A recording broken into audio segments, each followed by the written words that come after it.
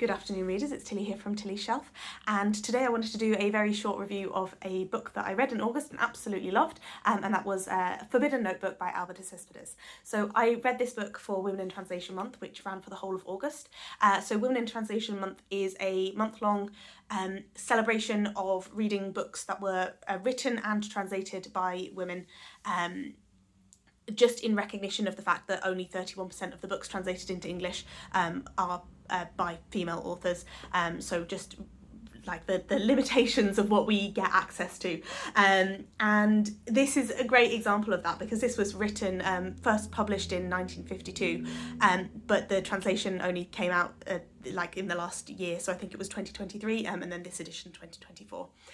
So the translator of this is Ann Goldstein, and she has actually translated various books from Italian. So I was hoping to read this one, Forbidden Notebook, and also My Brilliant Friend by Elena Ferrate, which is translated by the same translator. And Ferrate apparently was inspired or very motivated and interested in the work of Alba de Céspedes. They're both Italian authors from different generations, but there's sort of a connection between their work, so I was hoping to do that, but my reading time this month just didn't quite allow for that. I previously have started this and didn't get more than a couple of chapters in, not because I wasn't enjoying it, but because I was interrupted, and I really didn't want the same thing to happen again because I'm a little bit superstitious almost, and I feel like if I fail to read it twice, I'm never going to manage to read it, so I want to save it for a time when I know that I'm going to get through it. So, as I said, Forbidden Notebook was published in 1952, but it was actually serialised before that, from 1950 to 1951. So the format of this book is a diary, and it's a diary written by a fictional housewife called Valeria, and she is just living in Rome with her family, trying to live a relatively normal, stable life, when one day she buys a notebook, and it's in Italian it's quaderno proibito, and it's prohibited because she's not allowed to buy it on a Sunday just because of the shopping rules in place in Italy at that time. She shouldn't be buying the notebook on a Sunday, but she sees it and she persuades the guy in the shop to let her buy it even though she shouldn't be allowed to.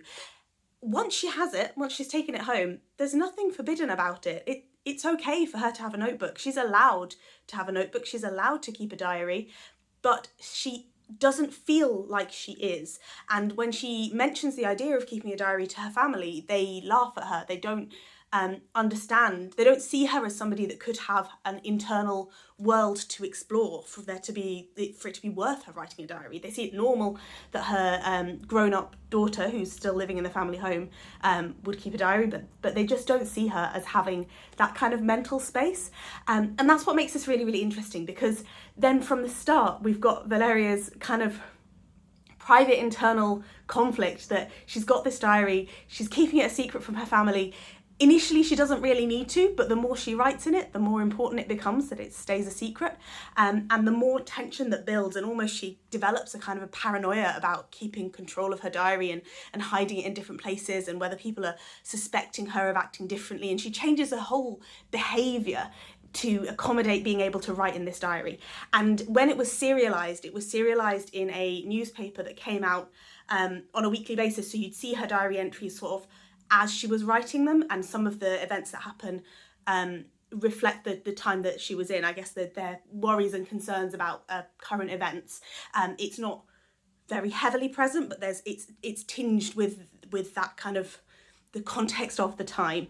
And this is a fantastic example of a work of classic literature because it speaks so precisely about the world of Rome in the early 1950s, the aftermath of the Second World War, the social changes that were ongoing at the time, but it's also completely timeless. And there's things in this story about sort of intergenerational conflict, the ways that how we live is different from how our mothers lived and how our daughters will live, and how families relate to one another, and the ways that people balance their family relationships, that's completely timeless and universal. That as you read it, you kind of realise how much this still applies. It's a book that makes you think, like, did my mother feel like this? Will I feel like this when I'm a mother? It really challenges your idea of, I guess, the the way that you see other people that you relate to every single day, but don't maybe see into their internal world.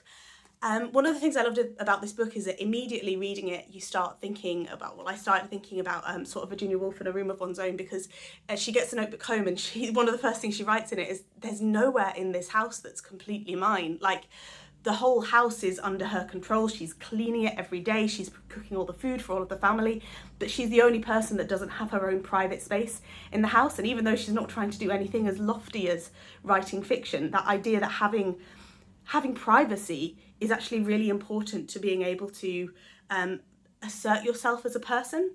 So part of this is like Valeria's journey into kind of recognizing the depths that she does have, that she's somehow lost over the years of being kind of subsumed into her family. So I really love that. This is a very realistic story. It's really just the passage of time with a family. She's got 2 grown-up children. As I mentioned, there's a bit of intergenerational conflict there. There's changes in social values. You know, her daughter's staying out late, going out with men that she wouldn't have been acceptable in Valeria's youth. She also talks to her own mum, and her own mum's got her own social baggage that she carries from the time before the war, and their social status and how that's been affected in the kind of the upheavals of the 20th century, how their family has kind of, I suppose, declined in a way. And it's all written about in such fantastic, beautiful prose that's very accessible, very engrossing, and I just found it really drew me in. It was very swift to read. I felt like I had so much more to say about this, but I don't think that I'm processing my thoughts very coherently at the moment. So I will leave it at that, and I will strongly recommend it if you are interested in, I suppose, it's a feminist work without being overtly feminist. It just talks about the importance of the domestic space and being able to get out of the domestic space. One of the things about Valeria that marks her as separate from her mother and some other women of her generation is that she has gone out to find work, and she works in an office, and people think that that's a bad thing. But actually, there's a stage in the book where they say, oh, you might not need to work anymore. We might be financially well off enough for you not to have to work. And she realises that work is actually really important to her, and she really values the responsibility that she has at work and the opportunities that work has given her. So yeah, there's aspects about that, about sort of female empowerment and the forms that progress can take, I suppose. So if you're interested in books like that, if you're interested in sort of 20th century Italian literature, as normal people would say. And if you like diary writing, so I don't typically read many actual diaries, but when I do find them quite engrossing. So the little sort of quotidian affairs kind of building up over time. I would say it's really good for that as well. So I would strongly recommend this. This was given to me by Ros from Scaly Dandling About the Books. She bought it on our the Booktuber meetup in London earlier this year, and she lent it to me for Women in Translation Month. And I'm very, very glad that she did. And I'm glad that I had the chance to read it.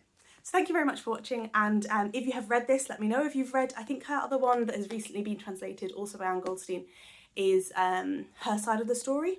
So if you've read that and if you would recommend it, or if you've got any thoughts about it, please do let me know as well. Thank you. Bye.